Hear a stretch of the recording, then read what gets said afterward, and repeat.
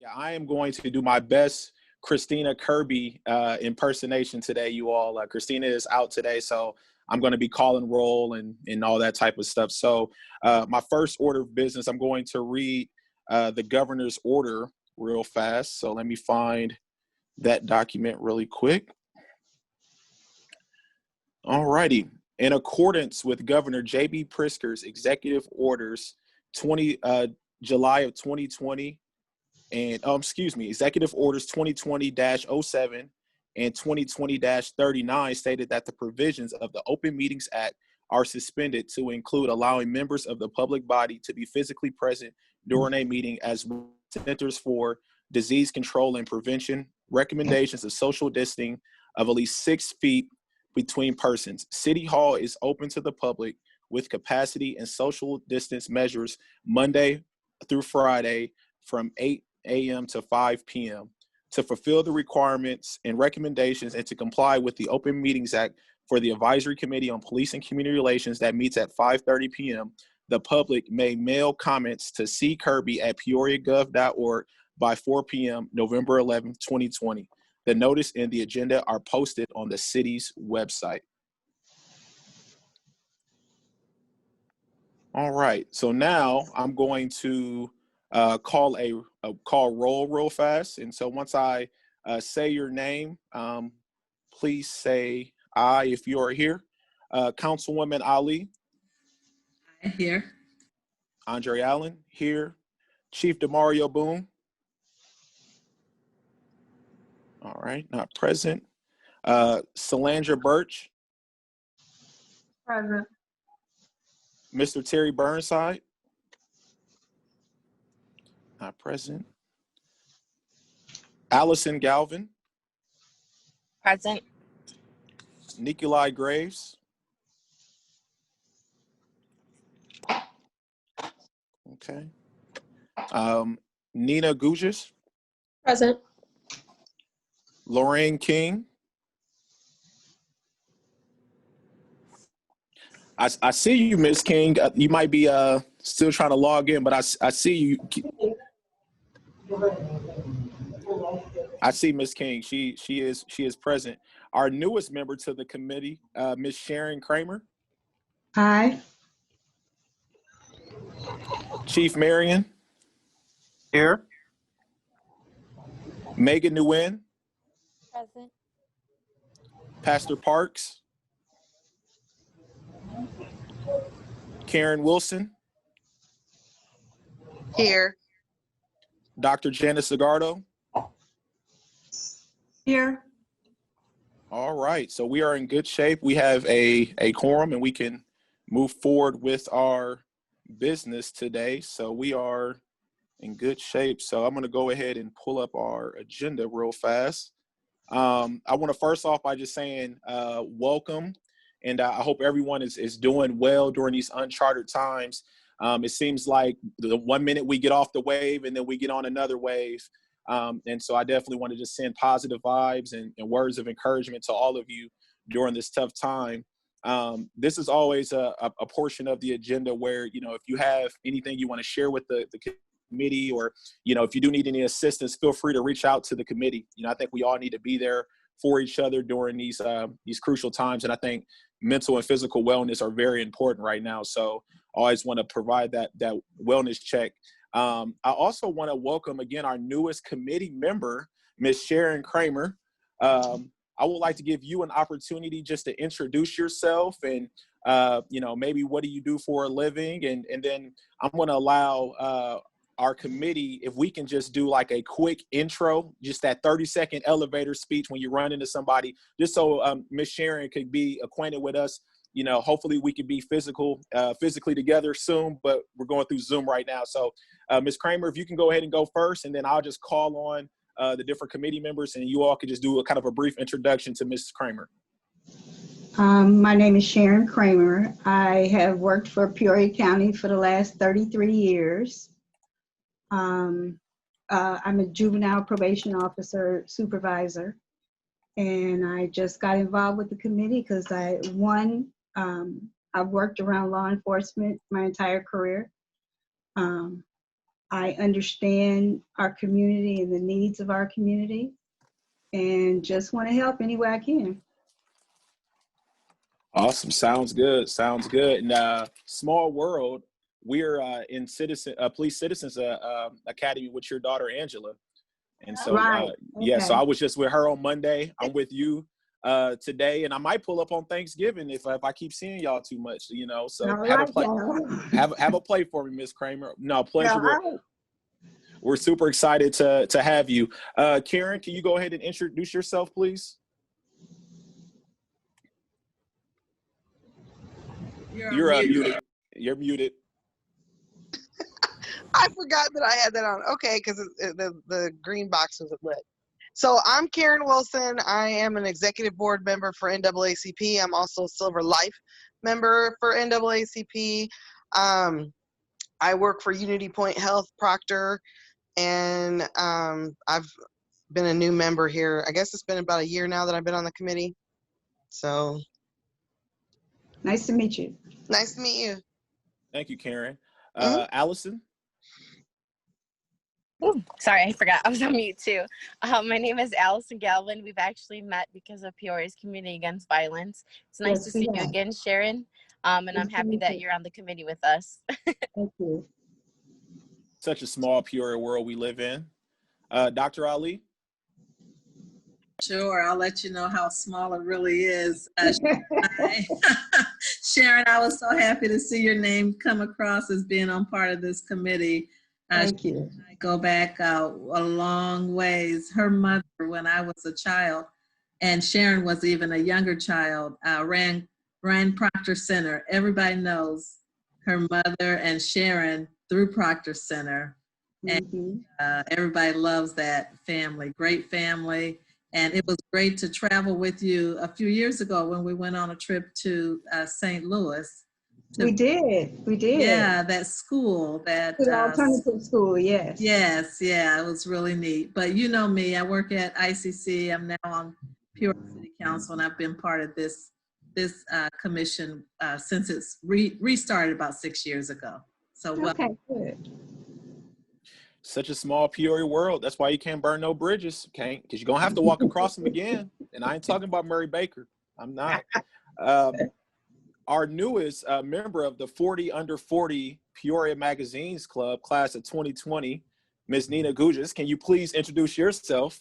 Are you still signing autographs and taking names? Every time someone mentions it, I'm like, who are they talking about? Who? Yeah. What? Yeah.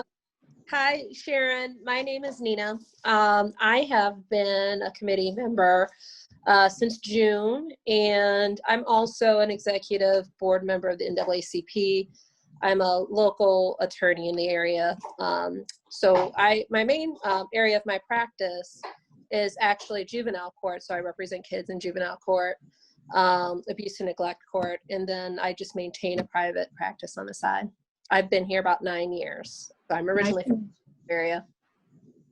9 years and making moves. Thank you, Nina. Miss Lorraine King. Hi, my name's Lorraine King, and I'm representing the 3rd District. The reason I'm masked up is because after I retired 4 years ago, I decided to go get a second master's degree. So I'm in the library at Bradley. I retired from ICC and the U of I College of Medicine, where I did student support, and I'm also on the executive board of NAACP. And welcome to all the new people, and thank you, Chief Marion, for getting me that link.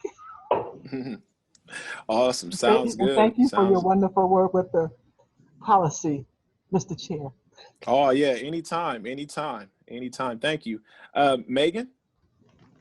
Hello, my name is Megan. I currently work for community development, actually with the city of Peoria. I am the under 25 representative. I started as a Peoria Police Explorer. Sorry, I have a lisp today because of my Invisalign. But since then, I've tried to remain active in the community, hoping to improve the relationship between our members and our local law enforcement agency. Yeah. Thank you, Megan. We appreciate you. Let's see. Let me slide over real fast. Miss Birch, would you like to introduce yourself, please? Hello, Ms. Kramer already kind of know me because we work together quite often. Right. But my name is Shalandra Birch. and I am the warrant officer for the Illinois Department of Juvenile Justice. I think I've been on this committee maybe like 2 years now. So good to see you. I look forward to working with you on this committee, and thank you. Thank Okay. you. I love it. I love it. Dr. Zagardo?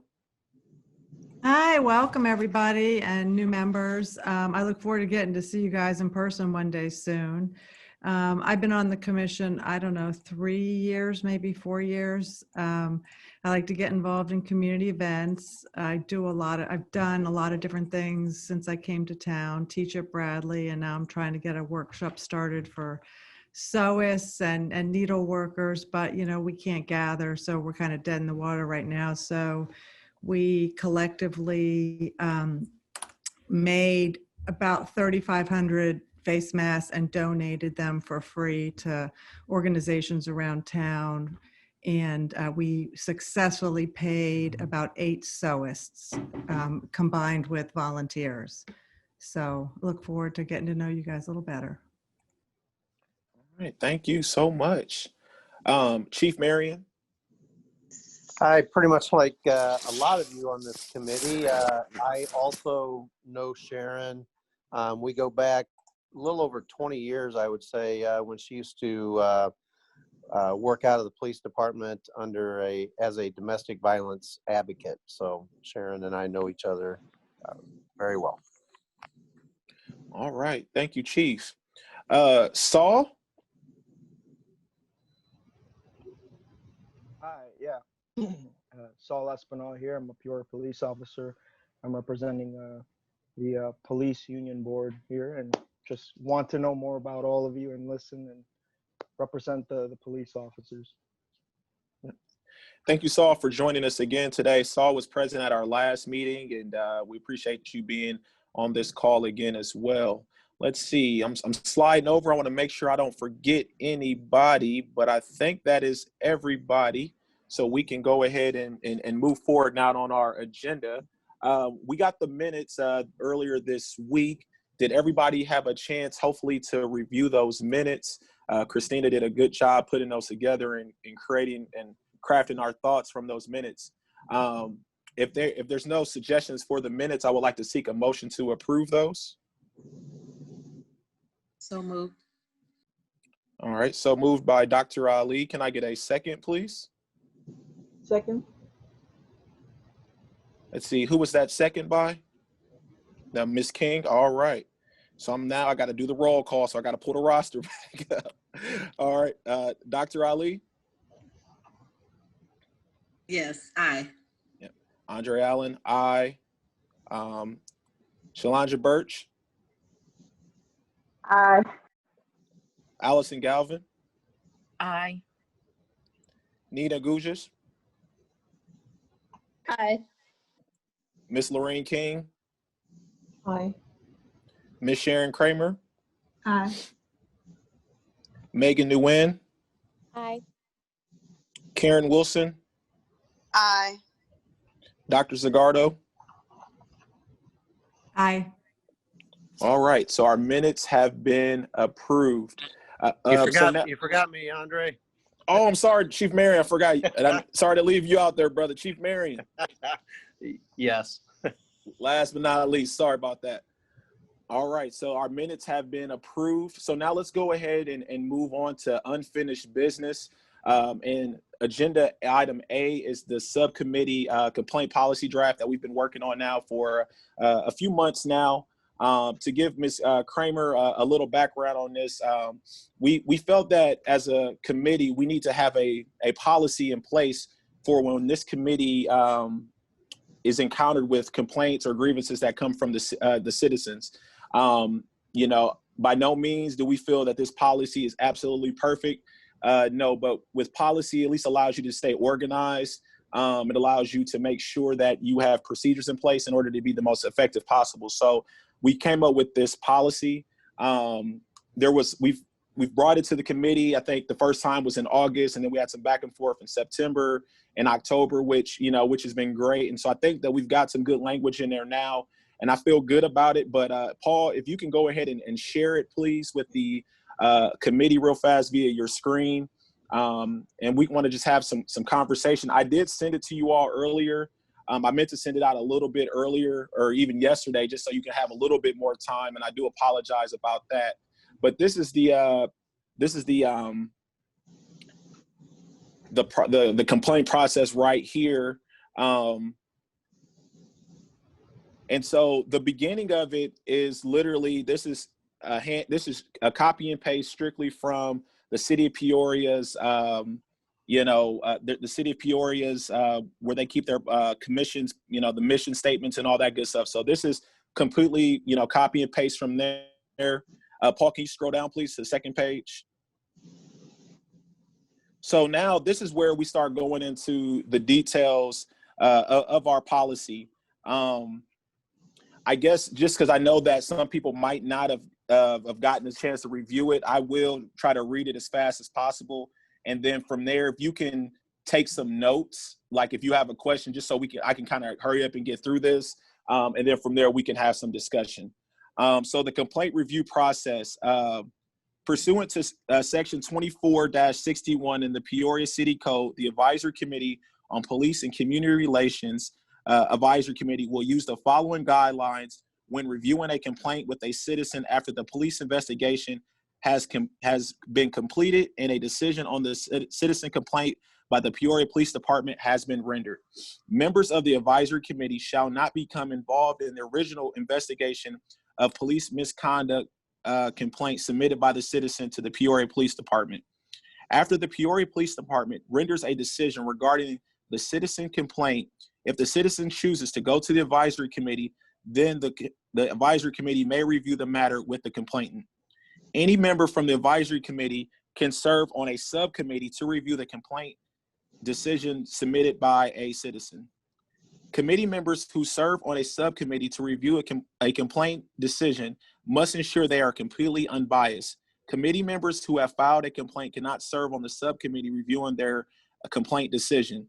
Due to bias that may transcend to the subcommittee that is reviewing the complaint, if any member of the board has a relation to the complaint or the complaint be reviewing relative, friend, coworker, etc., then they are required to abstain from the discussion / recommendation for the complainant. A subcommittee will consist of at least 3 members from the advisory committee to review complaints. Then we talked about documentation. So this is where we went into some back and forth of what documentation would the committee need in order to be able to render the best recommendation. Documentation provided by the Peoria Police Department for review of the complaint decision will be situational based on the police's decision being reviewed. I'm sorry, y'all, this print is so small, so I'm not trying to sound like I'm stuttering over here. Thanks, Paul, appreciate it. By may include police reports, body camera footage, and other information related to the specific situation regarding the underlying complaint. Information will be made available to the advisory committee at the Peoria Police Department as a group. Information will be watermarked with the names of the advisory committee members, and the information provided for review will be collected prior to the advisory committee members leaving the Peoria Police Department. The advisory committee decision / non-binding opinion to the chief of police. So this is after we've conducted our investigation and now we're giving our recommendation to the chief of police. The advisory committee will review and render a recommendation within 30 days from the time they received a citizen request to review the complaint decision. If the advisory committee has not rendered a decision within 30 days, they will need to send a complaint, a status report every 30 days until a recommendation is finalized.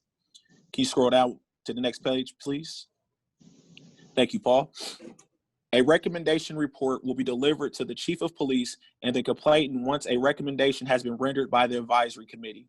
The recommendation report by the advisory committee will include members from the advisory committee that reviewed the complaint, the voting breakdown, and then the reasoning for the recommendation. And then internal auditing. So we felt like after a year, we should always review things, especially since it's something that we're doing new, to see what's going well, what's not going right, and just always look for ways to improve. The advisory committee will review this complaint review process on an as needed basis. So again, we don't think that this is the end all be all. It can always evolve. It can always be fluid. So we will review it, as needed. The advisory committee will review the outcomes of the complaints if reviewed annually. And the advisory committee will continue to monitor patterns from potential citizens and police officers regarding the complaints as it's reviewed. So this is the draft. Paul, you can continue to share in case people have specific questions. But at this time, I'm going to just open up the floor for discussion and to see how you all are feeling about this. And yeah, let's just open up the floor. Let's have some discussion about it.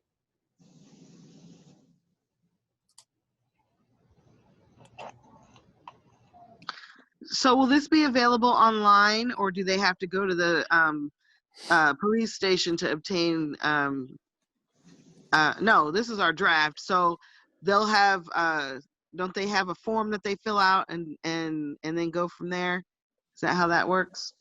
Yeah, that's a good question, Karen. My thoughts is that it would be, we would have physical copies where they would go pick up the complaint form at the police station, as well as this would be present online if they print out the complaint form online as well too.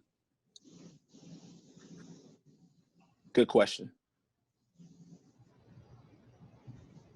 Just some initial. Yeah, oh, sure. Go ahead. Go ahead, Mr. Dr. Chair. Ali. Yep, go ahead. Just some initial reflections on my part.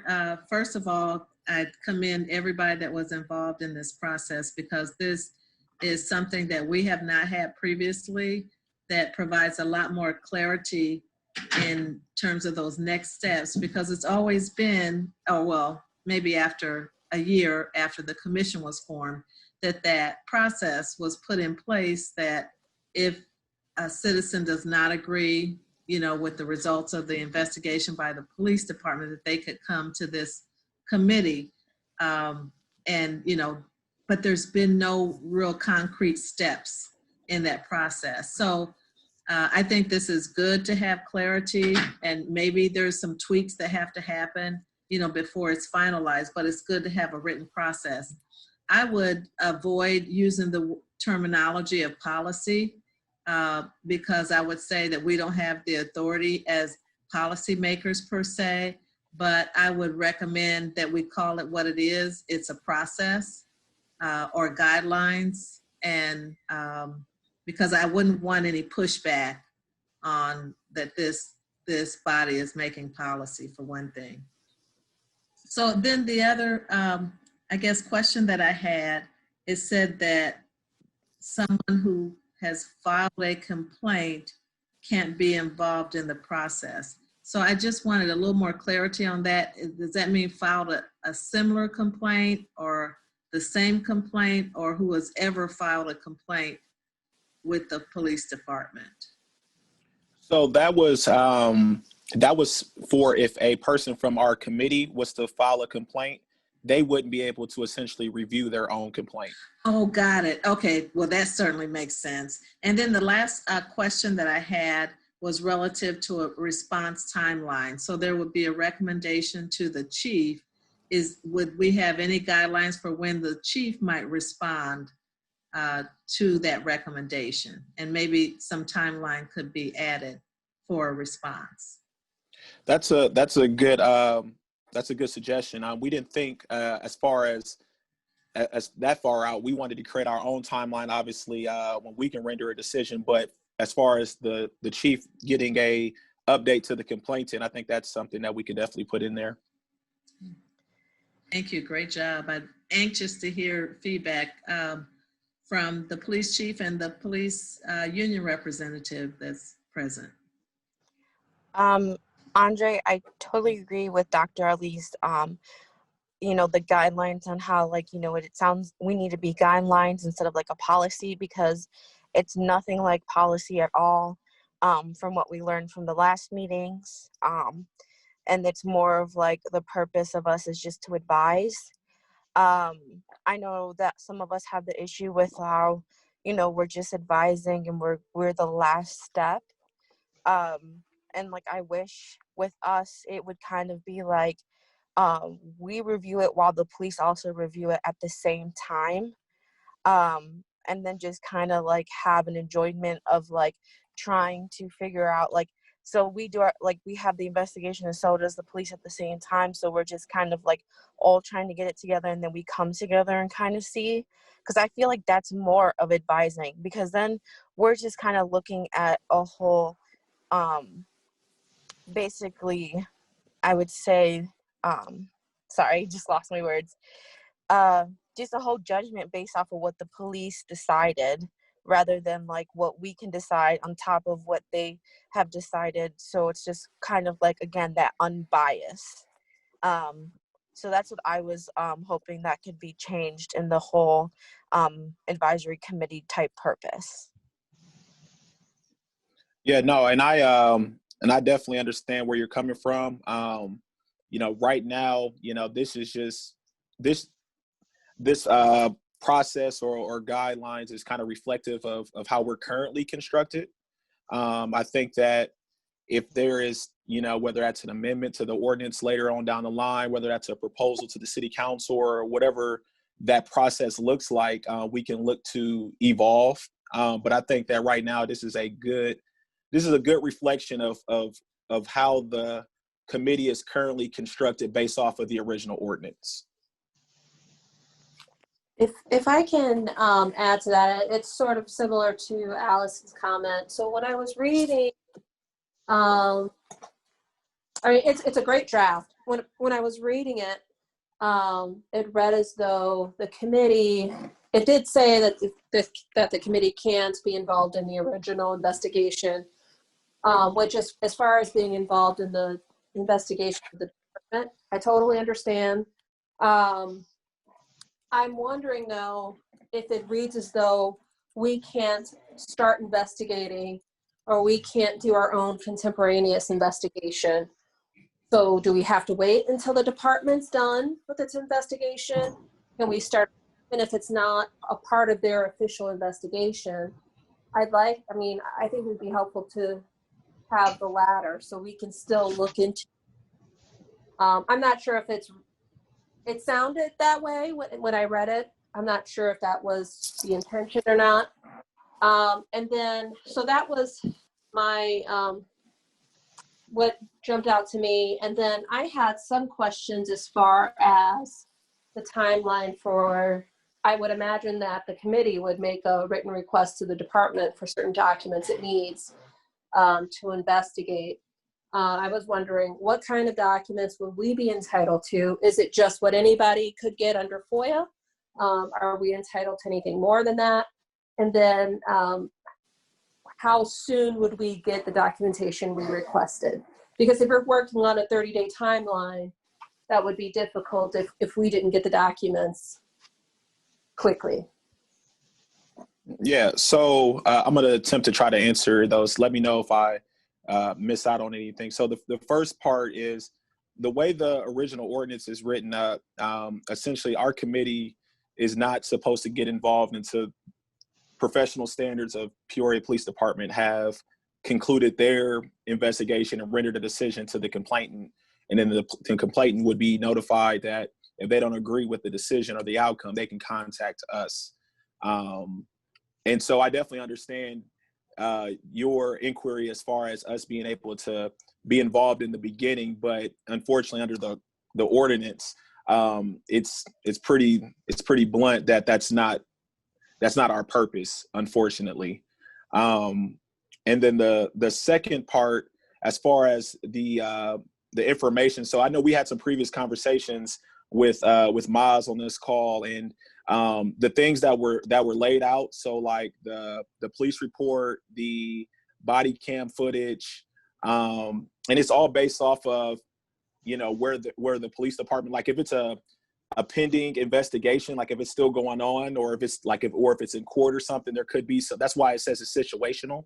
But we would be able to review that documentation at the actual police department. So we would be able to go down there and watch the body cam footage. We would be able to review the police report and any other type of evidence based off of, again, if it's long as it's not, you know, an ongoing investigation that's still going on.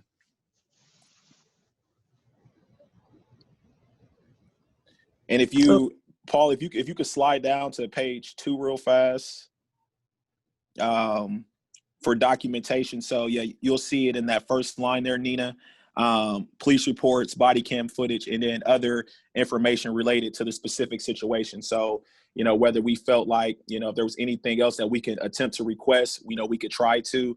As far as a specific timeline, you know, I think that that's just going to be, and maybe Chief Marion, you could provide some guidance on that. But, you know, per my understanding, we wouldn't be under the same jurisdiction of a FOIA. So, you know, if we wanted to say, hey, we got this complaint, we want to review the body cam footage and the police report, and our subcommittee is willing to come down there Friday, November 17th, you know, would that be something that would be readily accessible, or how do you think that this will go, sir?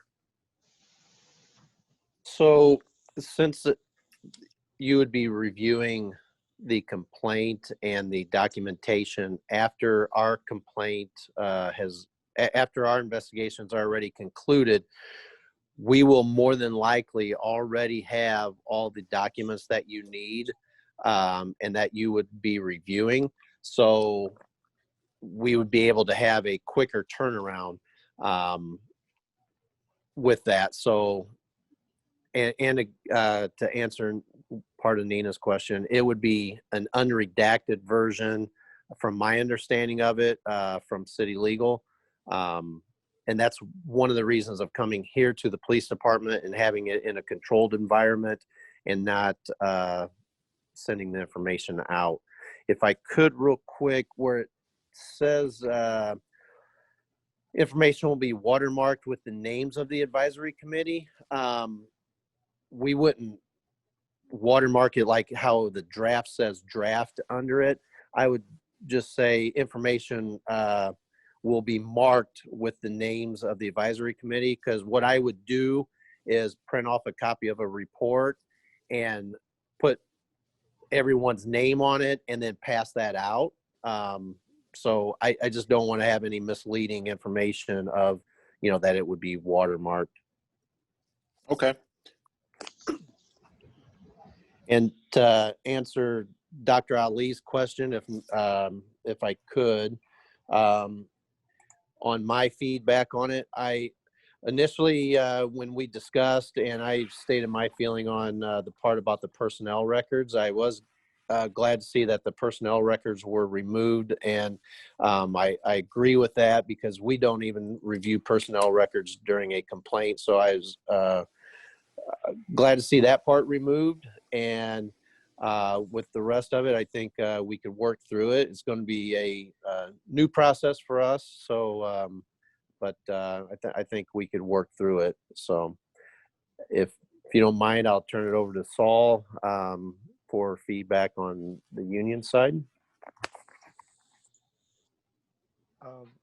Yeah, I agree with the chief here.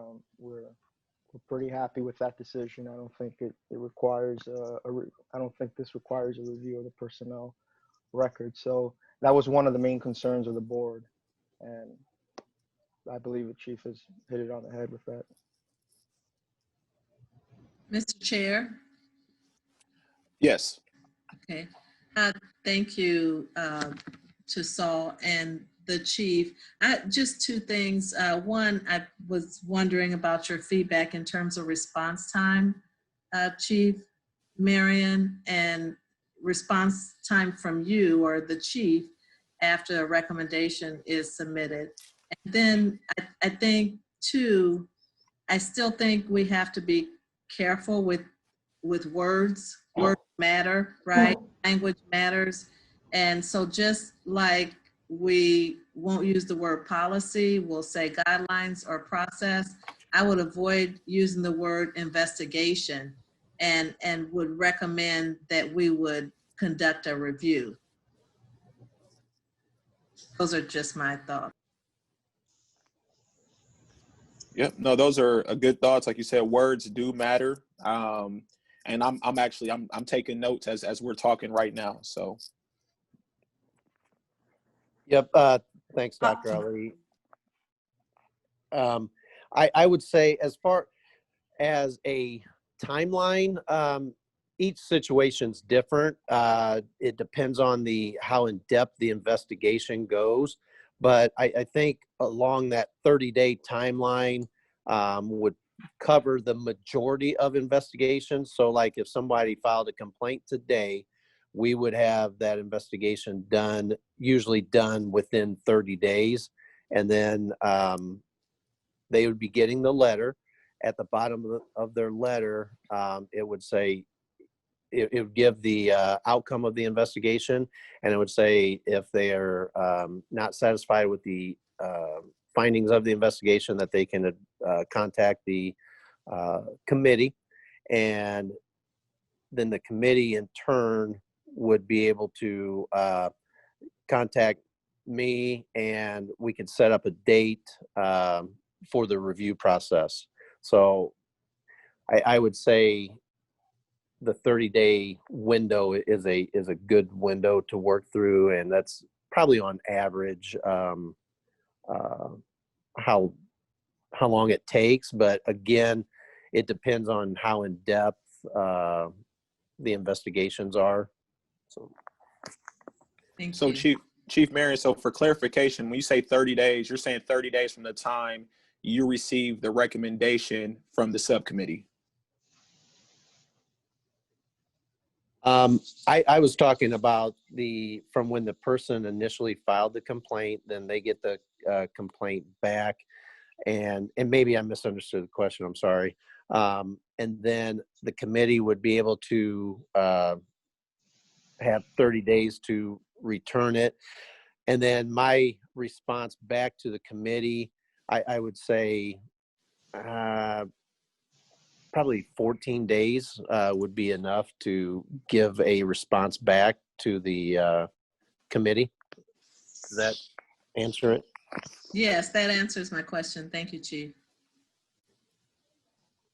And go ahead. Oh, sorry, I just wanted to add to Dr. Ali's the whole language thing as well, because like my biggest issue that I saw with wording too was on the last page, I think, it says advisory committee decision / non-binding opinion to the chief of police.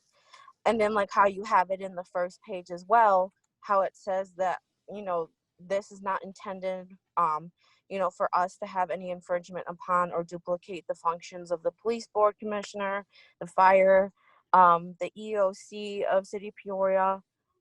It just makes it seem like, what we have to say, what we recommend doesn't really matter, because either way, like you still have that upper hand of not being able to like actually take our recommendations seriously, but also that what we suggest, could just be forgotten and just let go of. And what the police chief, as well as the investigators of the complaint, have more of a voice and more of a standing than we do. So that just also made me feel like, then what are we for? I mean, yes, like we have recommendations, but I just feel like for me personally, the recommendation, like how many recommendations are going to be swept aside? How many recommendations are just going to be, recommendations and never like actually a binding decision?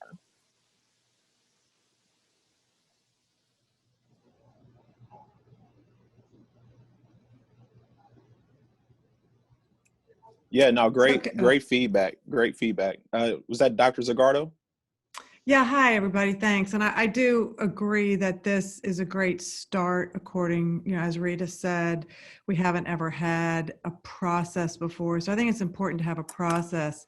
But then to feed on what, kind of what Andre said is, if we want to be something different, we need to propose that as just being part of this committee for 3 or 4 years. Allison, I completely agree with you. Because to be honest, we've yet to have a complaint even get to this step. As far as I recall, y'all can correct me if I'm wrong. So I think it's important. That's not to say that the process, putting a process in place is not important. But I mean, I could be mistaken, or maybe I just wasn't there when it happened, but I don't ever remember a citizen coming to us to formally ask us to review anything the police has done in the whole time I've been here. And I guess that's why I kind of submitted an email to you guys about this document that I would like to put on the table on a future agenda. Can we, if we agree to this process, can we still create a procedure to handle any complaints that fall through the cracks, that come to any one of us or to the committee if we decide to start having more public Zoom meetings? Can we have just a place like a fishing net to capture the details of a complaint that might not rise to a formal complaint at the police department? So, Allison, I think that it would make me happy to have a second process to discuss, because what I'm learning is exactly what you said, Allison. This is not our job. Our job is it's completely clear in black and white that this is not our job. So could we discuss a parallel policy that if people start coming to us and don't file a formal compliment or complaint, that we can keep track of that? So thank you all. And Janice, like, I totally agree with you too, because when I was looking to submit a complaint, I mean, we're not even like on the actual like pamphlet brochure that they have. We're not mentioned until all the way at the last part of the brochure. And I mean, I think a lot of people also don't want to speak up saying that their complaint they felt wasn't like listened well, because I mean, you know, all due respect, chief, you know, when you have like a chief of police calling you and saying, well, you know, with our findings, we didn't find anything wrong with this. Like, I don't think anyone's going to want to speak up to a high ranking officer and try to tell them that they're wrong, you know? So I think a lot of individual people also are going to be like, well, I mean, the chief of police said that nothing's going to happen. And so I'm stuck, you know, and we're not advertised, you know, a lot, like on the page for the city of Peoria, or, you know, where they can file a complaint, or that, you know, they have an alternate email. Like if we had like a committee email where they can just send it straight to us. I mean, we don't even have that where we can get that. So it's kind of frustrating because we're just sitting here. I feel like we're just sitting ducks and we're just waiting, and we're creating a procedure, you know, for review. And I'm so happy that we're doing this, but it's just kind of like, well, we have this concrete, this is what, you know, it's clear, but I don't feel like, again, we're going to see any action. Like Janice said, like she's been a committee member for 3 to 4 years. I mean, is this how it's going to be? And we have a procedure and we're ready, but there's nothing coming through. Yeah, well, definitely. Well, you know, it's like what comes first, the chicken or the egg. And so, you know, right now, our, you know, us having a process or guidelines is very important. Is there any other discussion on this matter? Yes, Mr. Lorraine, Yes, Ms. King. I have a couple of things under complaint review process. Like 1, 2, 3, 4th dot from the bottom, when it says committee members who serve in the subcommittee must be completely unbiased. How would that be ascertained? I mean, I can see you saying we should follow an objective process, but how can you actually tell when somebody's biased or not? I don't think that's possible. I mean, I think that you would just, you know, I would hope that if your friend or relative or, you know, you would be able to use professional judgment. I mean, we're all professionals in our I know, own but I'm data. saying you could say use, you know, use an objective procedure or process or something, but you can never ensure that somebody's completely unbiased. No, you can't. No, you can't at all. And so that's something that's really hard to quantify, you know, someone's biasness or unbiasedness. You know, but we want to have it in writing because we hope that everyone is unbiased when they participate in this process. Maybe you could say that they're objective, something like that. Then the second thing I have is at the same page where it says advisory committee decision. And I was thinking we should change the word decision to response or recommendation, because when you make a decision, that's a resolution. That's the final thing, and we're not doing that. We're just making a recommendation.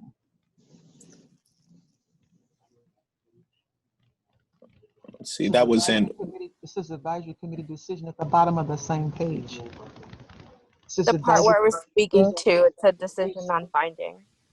Pardon? Oh no, I was just pointing it out, Ms. King, too, because that's Yeah, our what I was talking recommendation is about. not binding, and it doesn't, it's not the resolution, it's just a recommendation or our response. Hmm. okay, so we'll change decision to recommendation. Okay, anything else, Ms. King?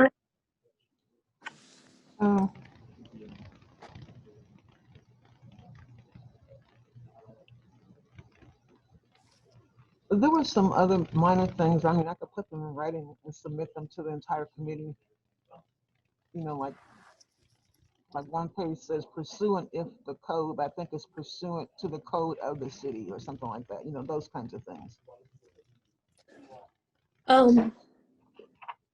If I may add, just to make a suggestion based on one of Ms. King's comments, Sure, go ahead, Nina.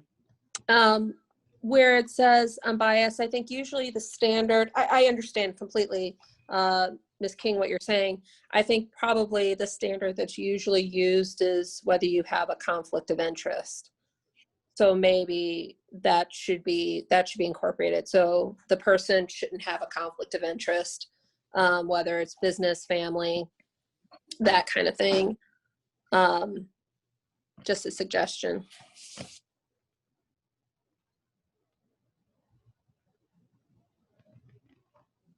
Yeah, because I mean, looking at it, you know, we also give, you know,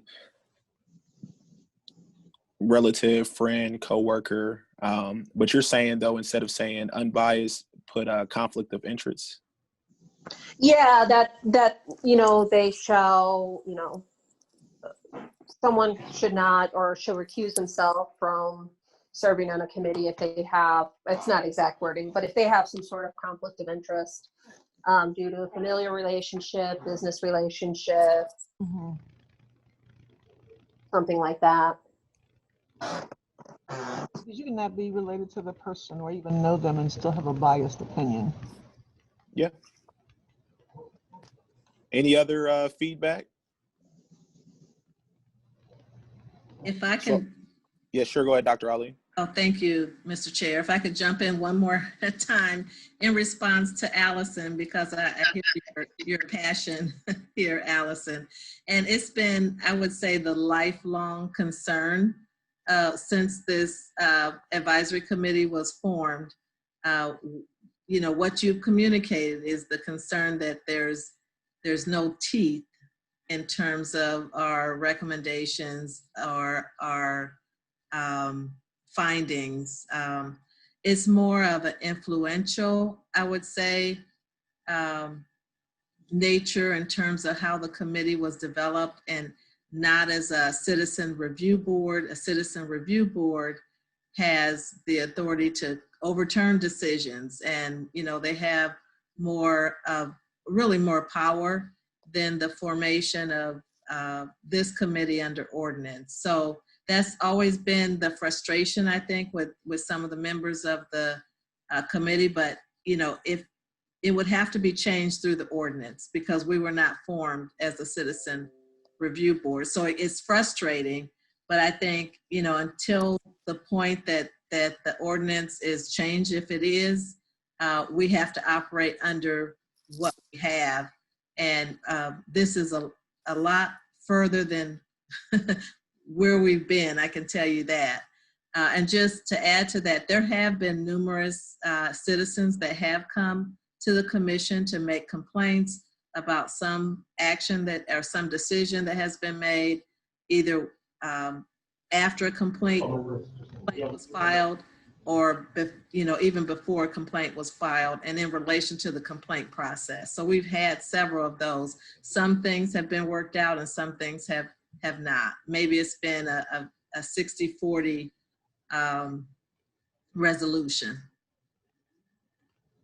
Thank you, Dr. Ali. I appreciate that.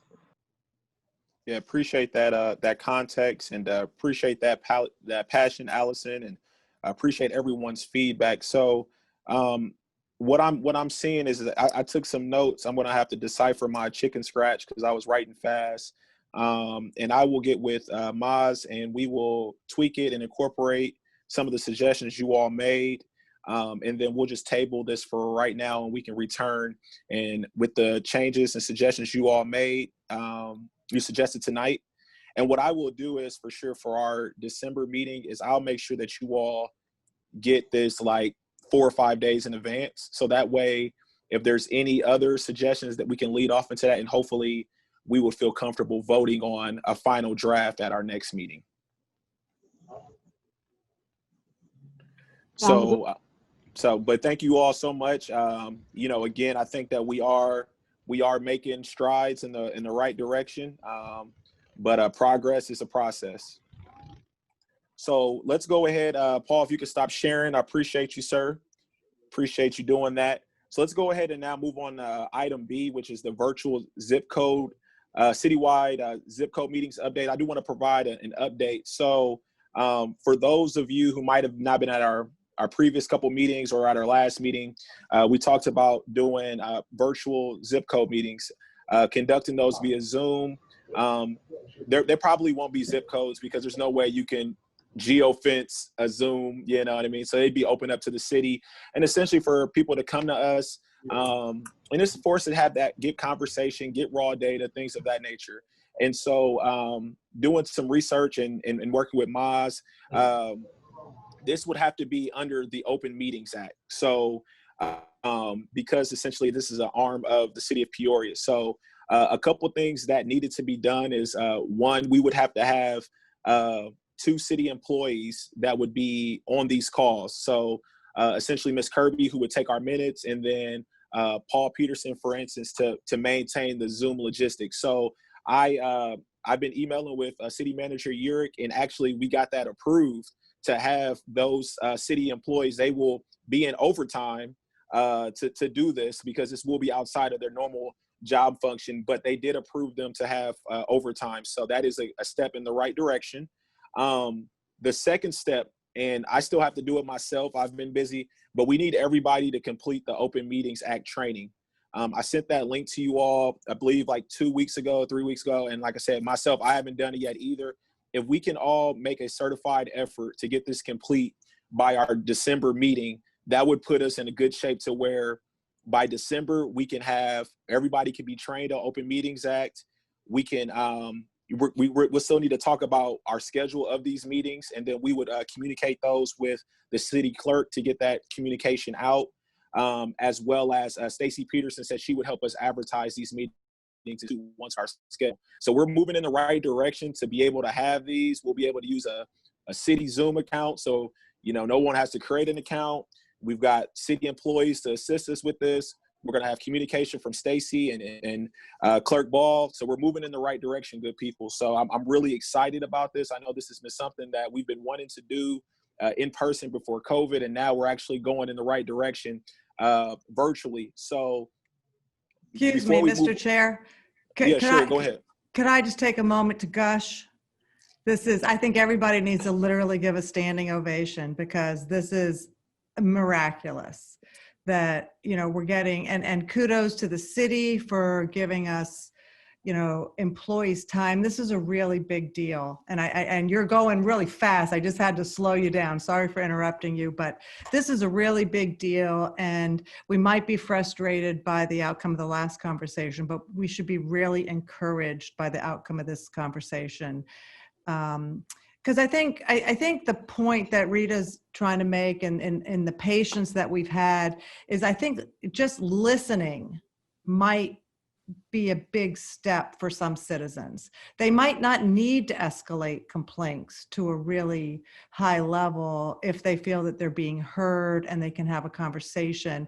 And I think that's kind of what Rita was mentioning. We have had people appear before a committee, and I honestly don't know if they filed complaints because I think most of the ones that we got were before the complaint process. So I just want to take a second and give you a little clap hands and way to go negotiating with the city. And I really do have high hopes that this conversation that we start, there you go, I don't know how to do that, that this conversation that we start will continue, you know, in person, hopefully someday, but that we'll really be able to get some participation around the city.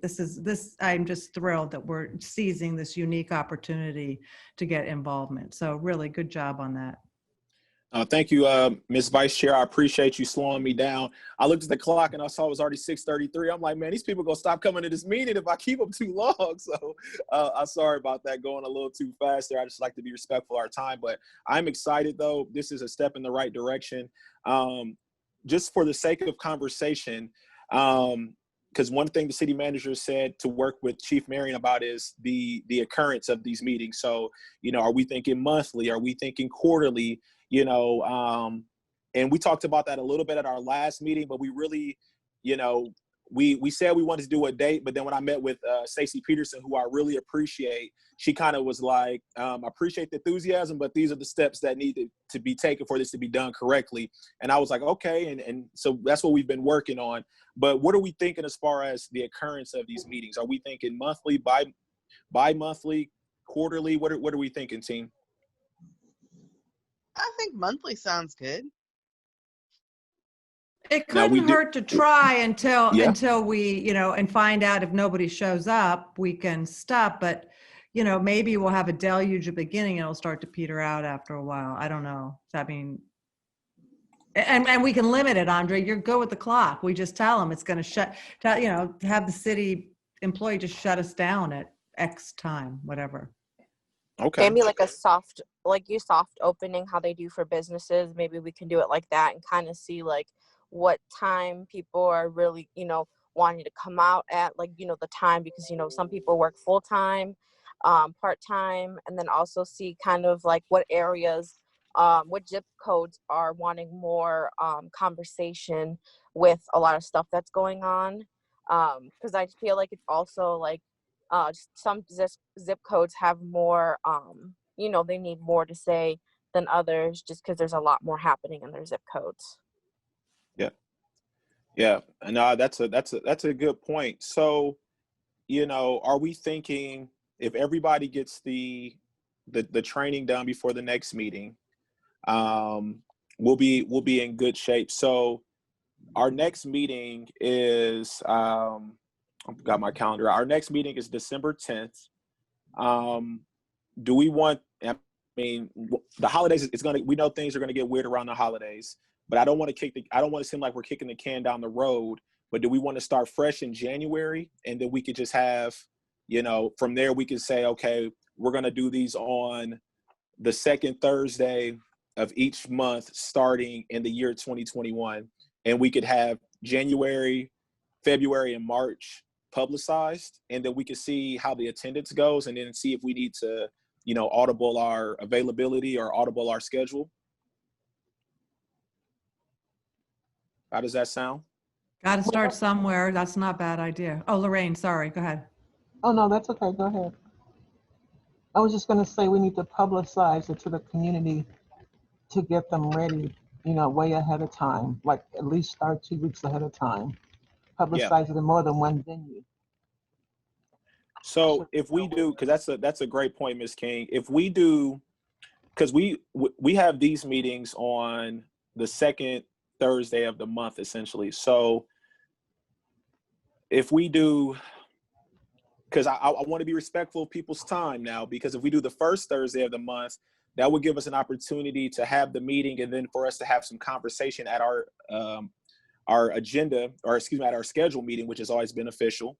But also, I understand people are busy. I don't want to take you 2 Thursdays in a row, you know, but we could essentially look to kick it off January 7th if we wanted to. And then from there, we could be on a first Thursday schedule. So that would be January 7th, February 4th, and then March would be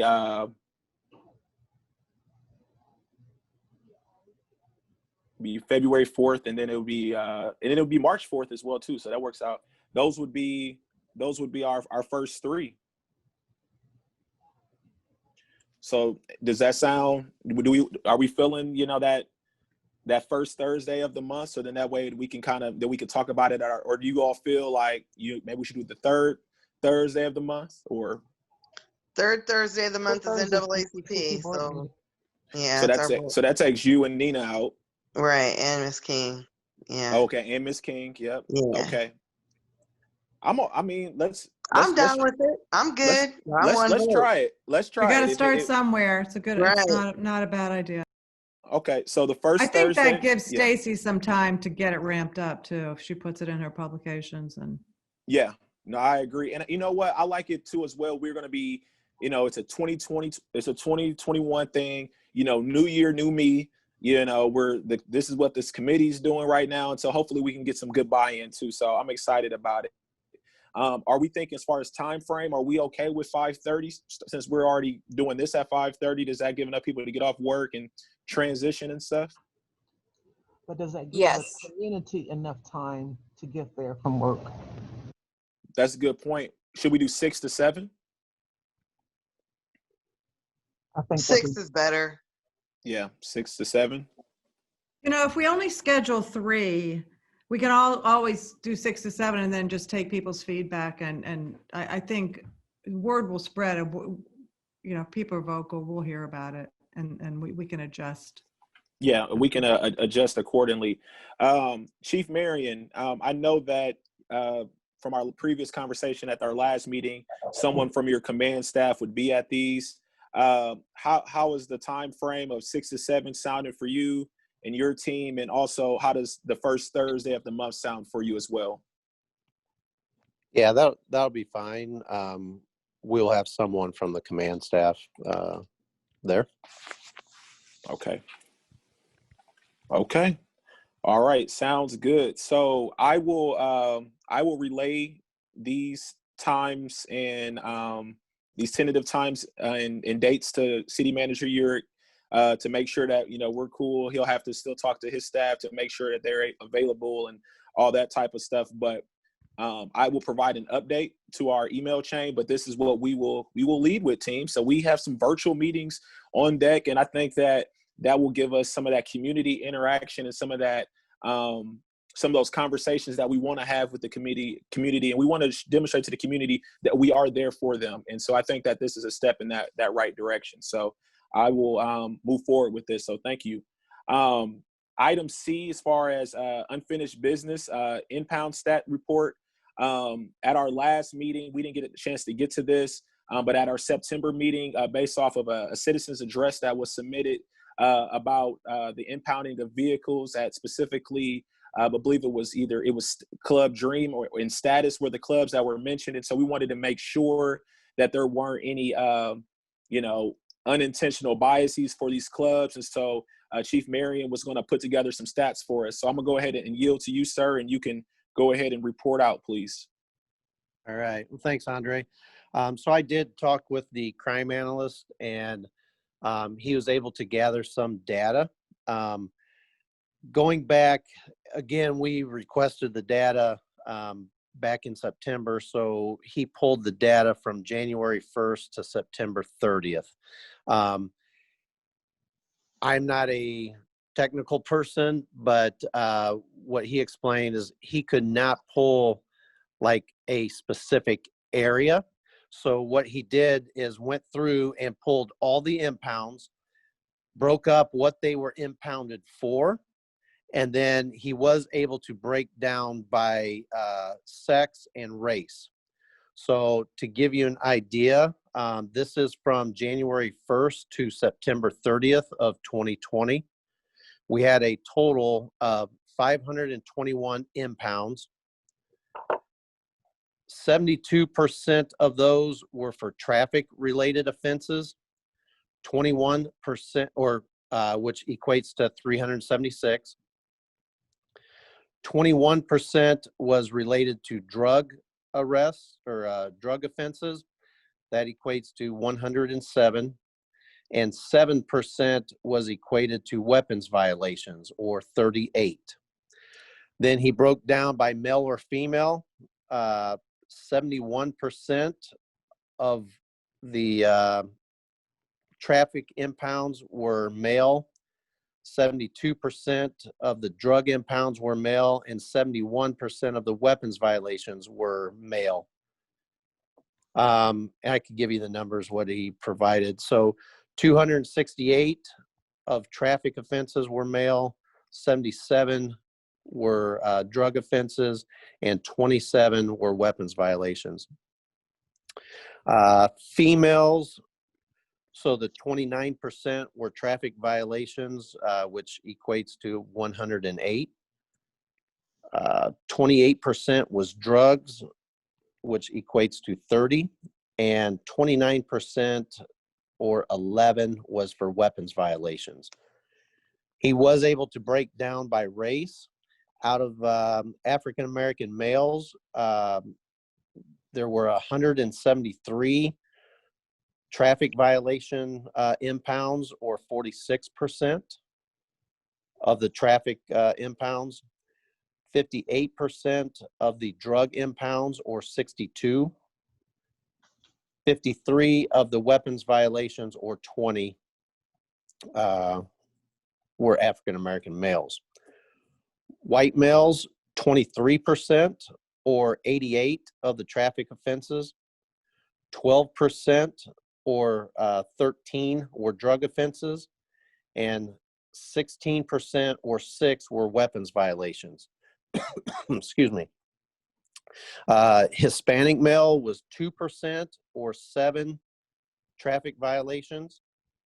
2%, or 2 drug violations. 3%, which equaled 1 weapons violations. Out of the females, 14% of the overall impounds, or 31, was African-American female. 21% was for drugs, which equals 22. And 24%, or 9, was for weapons violations. White females, 15%, or 10, was for traffic. 7%, or 8, was for drugs. 5%, let me back up. That's the percentage of the females. That's not the overall. So if you take the females, when I was going through, the numbers didn't add up. Out of the females accounting for 29%, 14, well, that number can't be right, because 14%, he has 31 for traffic. I'm going to have him verify those. And then 5% for weapons, or 2 were white females, and there were no Hispanic females. One of the things that I did bring up when we talked about the areas, I had explained before that after we had the large shooting down on Water Street, and we had to have some type of response, and we got together a group of officers, and we assigned them to address the large groups that were gathering in different locations throughout the city. The number of shootings that had occurred prior to having that, we took a month's data. So we started the task force or group of officers in July 22nd until August 22nd. And we compared that data with the previous month. We had a significant decrease in shootings. We went from 22 shootings in July down to 3 shootings in August. And then it went, after we stopped it, it went back up to 17 shootings in September. So the group of officers were effective. And when we talked about impounds during that time, the impounds did go up. We had 87 impounds during July 22nd to August 22nd. And one of the reasons being was the driving that was being conducted by the large groups is very erratic driving. and we would go take the plate information of the vehicle and go back and do the impound on the vehicle for the traffic violation. We wouldn't pursue it at the time of the violation, but if they did not stop when we tried stopping them. So we did see an increase in impounds as well. So open for questions. And going back, just looking at the number, like I mentioned, 521 impounds. That's why I said before that it would be too much work to go through every single report. I know there was a request about wanting to know the probable cause for the stop and all that. Unfortunately, I don't have the staff to go through 521 reports and make a note in every single case. I just have a question. Were your officers stopping them just because they were attending the club? I know you said that like traffic violations kind of what led to the stop, but I just am confused because the same thing, like you can't canvass a bar and you see someone leave a bar and you can't pull them over just because you saw them at the bar. Correct. No, absolutely not. No, Yeah. no. We cannot do that just because there has to be probable cause for the stop. You can't, just because you saw someone leave a club or bar, you can't stop them. So there had to be probable cause for the stop. Yeah, because I'm confused because then how was the probable cause just because they were they parked their cars there at the bar and then your officers were searching around the cars? Like what led that? Is it because again they were just at the bar or at the club, or again was it just the idea of being progressive policing? So one of the things that I explained before about the proactive police work, and because we were having an increase in shootings, the officers would respond or go to the locations where the large groups would gather, and whether it be the MacArthur Shell in the parking lot or the Dream parking lot, Status parking lot, the parking lot down by the in downtown by the Peoria Public Library where people park to go to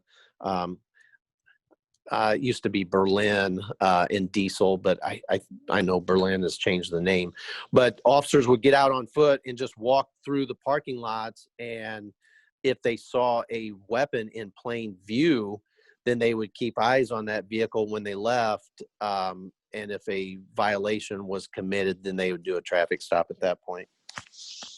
Yeah, because I was just confused because, you said the large group and stuff, but, what if you saw a large group of bikers and stuff? Would you do the same thing? If we were having the issue with large groups of bikers, yes, we would do the same thing, but we weren't having large groups of bikers. And why wasn't the criminal or the analyst able to just be able to do that area? Because I was confused by that, because don't you guys do that already when you guys post your statistics by neighborhood? No, we don't do that. And I asked him for the data, and he said he was not able to do it. So he is not the way our computer system is set up, he was not able to pull that. Okay, well, definitely good questions and good context. Thank you, Chief, for providing those numbers. I might ask for those numbers a little bit later. I was trying to keep up with you, but it was a lot going on there, but a lot of details. And I think definitely we just want to ensure that certain clubs aren't being targeted, and that it's consistent. The policing is consistent. I think that's the biggest thing that the community wants. And so long as that is the case, and like you said, it sounds like you all are doing that at Dream and Status, but also in the parking lot of the Peoria Public Library, where I think it's Diesel and Lava and Oryx. I don't know. I don't go out anymore. I'm married with 3 kids now, but yeah. So that is that's good to know. And we will. We haven't heard back from the young lady who submitted the citizens address at our September meeting. I know that I followed up with her, and Chief did it about a week or so ago, because she followed up with us to see what the update was. And we asked for a little bit more details, and it sounds like the people who had the complaint were concerned about coming forth. So I asked her, I said, well, if you would even want to be their proxy, if you could at least get some details, was there a certain date and time where they got, this alleged event happened at Dream or Status, so we can give Chief a little bit something to work off of. So if that does come, we'll get that information to you, Chief, to try to pull that. But as of now, though, I've not heard back from that from that young Chairman? woman. Yeah. Sorry. I just didn't mean to sound like I was grilling you, Chief. It's just because those are the type of questions that, we are wanting to ask as a committee. I'm not trying to speak for everyone, I apologize, but as for me, this is the type of questions that need to be asked during this investigation process. And, to kind of see the situations that are going on so that we can get the facts. This is what I'm talking about, being able to, we're recommending these things, but how can we recommend if we're not even able to ask the questions, as the information is coming, So it's kind of our recommendations are just kind of we have to take a written statement. That's why you can't put a police report, for as evidence, because you can't, cross-examine the written statement. I mean, that's how I feel when, we're getting the complaints, because it's we want to speak with the people. We want to ask those questions. And I don't want it to seem like it's just kind of one-sided. And again, how Lorraine said, the unbiased, we need to ask those unbiased questions. And mine seemed, of course, biased, but my biggest thing is we need those type of questions to kind of build and also have us feel confident in our recommendations for you, for the mayor, for anybody who ever comes to us. So I think that's why my biggest point I keep driving, that we need to be able to be just more than the recommendations and just just have the complaint and not be able to ask those important questions that need to be asked. Mr. Chair, I'd like to follow up on what Allison said. And Allison, I don't want to call you out here, but I may recall that you said you have some analytical skills and some data analysis skills. Is that right? Yes, especially with SPSS. That's my favorite. Right. So I guess my question then, to follow up on some of your comments and to join those with Chief's report, if we wanted to get some data, Chief, would we have access to it, or would we need to file a FOIA to get this data that you just presented in a more detailed form and perhaps in an electronic format? Do we have access to that? I would have to check with city legal. Okay, could you? Because I think that's kind of what Allison, I don't know, I don't want to speak for Allison, but it would, I think there's a lot of people on this committee with some data analysis talent. And if we have to file a FOIA, I guess we could do that, but maybe we could shortcut that if at all possible. And, or, if you could find out what level of detail we're allowed to get. And if we have to file a FOIA to get, if I could add, it's what our crime analyst is a professional analyst, and it is what the computer is, the ability of the software of that computer. So it's not that he doesn't know how to do it. It's the ability that he has to do it. Does that make sense? Sure. I mean, we could get raw data, and there's a lot of different things you can do with raw data. So the question is, would we be allowed to get a complete data set and not just summaries?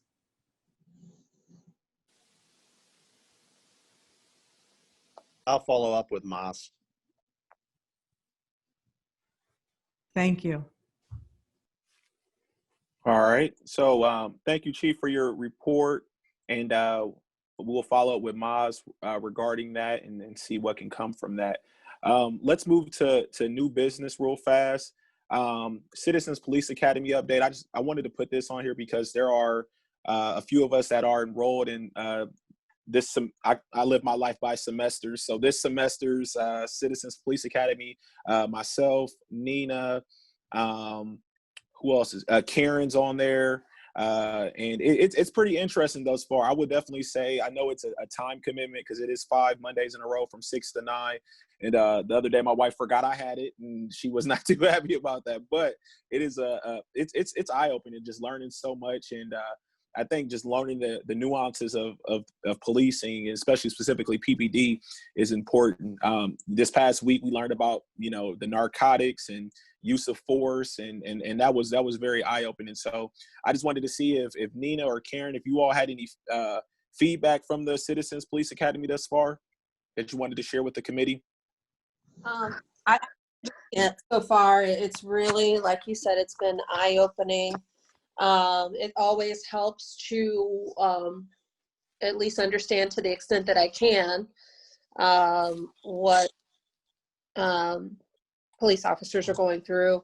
I will say I've been keeping notes. I can't say they're the best notes, but I'd be happy to share them with anyone who wants them. And then I was wondering, I had asked Mr. Chair, I don't know if they do share PowerPoints during the academy. I don't know if we can get a copy of those to share with the committee, but I think that would be helpful.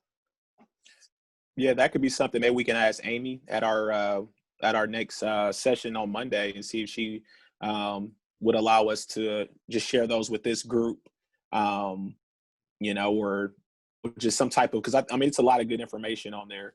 And it's a great thing. So I would definitely suggest, if you have the ability to maybe enroll in the future, definitely take advantage of it. It's a great opportunity. Karen, did you want to share anything? Yeah, I'm enjoying myself in the class. I was a little nervous about the police dog since I'm allergic to the planet and including my own skin sometimes. But yeah, everything has been very eye-opening, very up close and personal.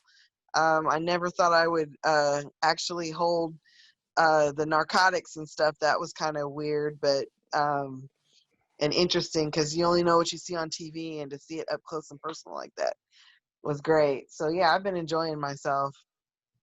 Yeah, I feel like I was on an episode of Breaking Bad holding that meth on Monday. I was like, oh, so this is what crystal meth looks like, and this is why they call it crystal meth, because it looks like crystals. I don't know. It was weird, but again, it was just a crazy experience. So definitely, I just wanted to put that on there.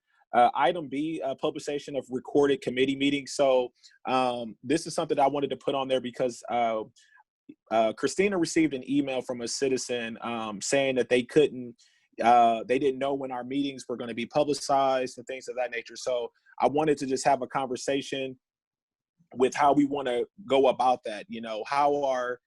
Because I personally don't know how, obviously I'm on the communication listserv, how we all are being on this committee.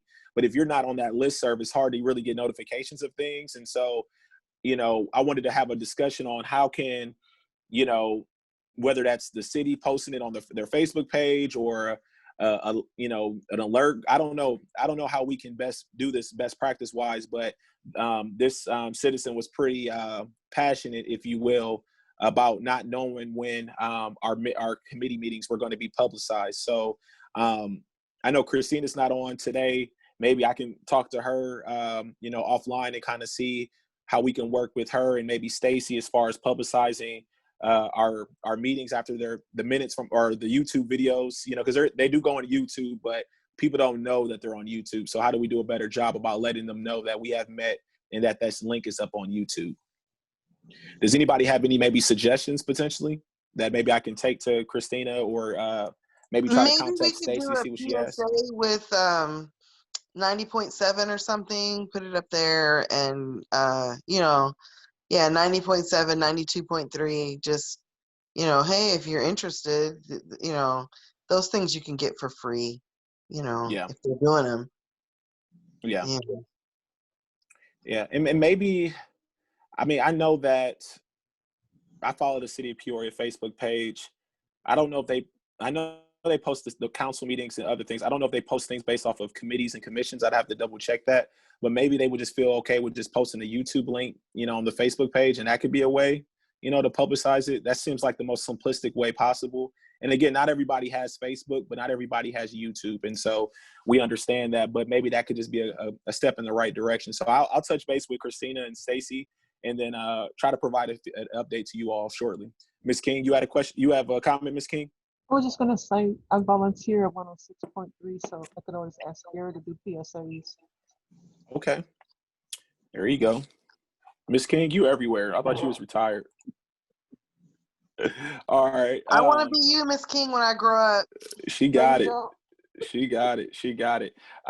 Communication with citizens. This actually, Ms. Vice Chair, we're on the same wavelength. The reason why I put this on here is because I know there's times, because we're all out here organically in the community, that citizens might run up on you in the bread aisle of Kroger's and say, hey, I have this complaint, or I have this grievance, and you have that informal conversation. And that's great.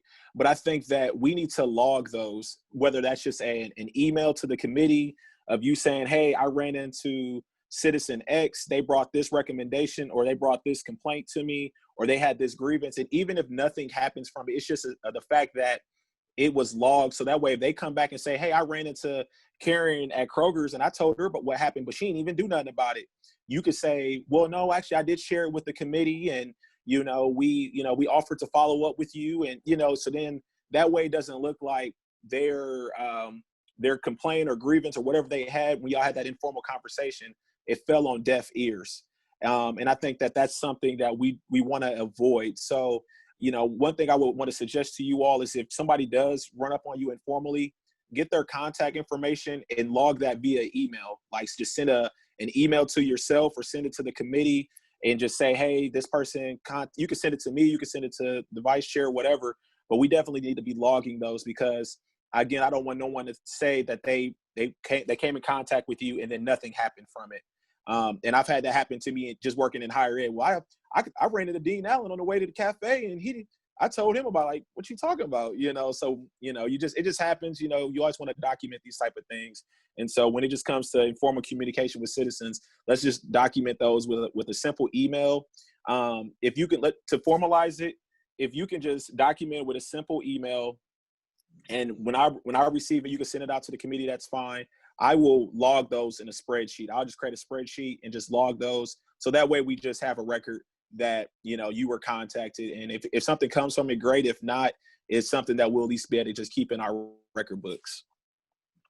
Andre, I think that's a great idea. And maybe we could kind of powwow about just a simple, nobody has to fill out a form, but just data that you want to put in your spreadsheet, like zip code. And, a lot of them might not want to share things, but let's put our wish list down, agree to that, and okay, thanks. And even if it's Citizen Jane Doe, because like you said, they might not want to give you their details, but even if you say Citizen Jane Doe on Tuesday, November 19th at Kroger's on Sterling at 5:30 p.m., this is what they said to me. And again, if nothing comes from it, that's great. But if that something comes from it 2 months later, we can go back and say, oh, this is the same citizen from Kroger's on Sterling that ran into me in the bread aisle. Ms. King?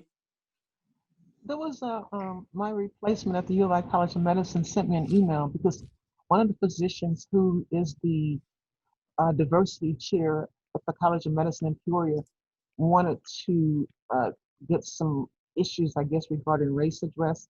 And so I recommended that she join the task force, the committee, the county, city, race and equity justice committee, because it does have a health component in there. So because I told her, I said, we only deal with police issues. We don't deal with general issues of race and diversity, that kind of thing. So they were going to pursue that. That's a great recommendation. And they are still taking applications for that. So that's a great recommendation, Ms. King. So Dr. Zagardo, let's get together and come up with kind of a little wish list, as you will, and we can share that out with the committee. And then that could just be, again, not something to make you feel, just to log some of these informal things that we're having. Because I know people come to me sometimes with things, and I'm sure they're coming out to you all as well. We're going to go ahead and move forward now. Chief Marion, do you have any general police updates that you would like to share with us, sir? No, you already covered the Citizens Police Academy started, and I was going to talk about that and just let everyone know that, let the other members know that that was started. So that was it. All right, cool. Sounds good. Sounds good. And yeah, I moved your impound stat report up just because I wanted to make sure we got to that. And so thank you, sir. Appreciate that. Christina didn't forward me any citizens' opportunity to address the committee. Chief, did you receive anything maybe on her behalf, or Paul, did she send you all anything? She did not forward me anything. I know she's been checking her emails, so I would guess that she did not receive any. Otherwise, she would have forwarded it. Yeah, Paul Okay. didn't get anything either. Sounds good. Okay, awesome. Thank you, Paul. Any last minute items for the good of the cause? I know we're about 8 minutes in overtime. Miss Sharon, don't. Sometimes we go a little long, so if you can block out at least about 7 o'clock for your Thursday activities. But we have good, robust conversation. We want this to be a space where we can have some uncomfortable conversations. I think Allison had to hop off, but this is the avenue to have those conversations with ourselves, with Chief Marion, and now we have Saul here, who is representing the union, which I think is a great step in the right direction as well too. And I think long as we are respectful and professional about it, I think that everything is all good. So please, this is the time to do it. This is definitely the time to do it. Outside of that, does anybody have any last minute items for the good of the cause? Any good news anybody want to share? I'd like to move for adjournment. I second. All right. She's second. All right. Hold on. I got to pull my roll out real fast. Sorry. All right. Dr. Ali? Yes. Andre? Aye. Ms. Birch? Aye. Okay. Allison had to hop off. Nina? Aye. Ms. King? Yes. Yep. Ms. Sharon? Yes. Chief Marion? Yes. Megan? Aye. Karen? Aye. Dr. Zagardo? Aye. All right. We are officially adjourned at 7:10 p.m. You all stay safe out there, and we will see you all same time, same channel next month, good people. All right. Thank you, Thank everybody. All right. Bye-bye. Thank you. Bye.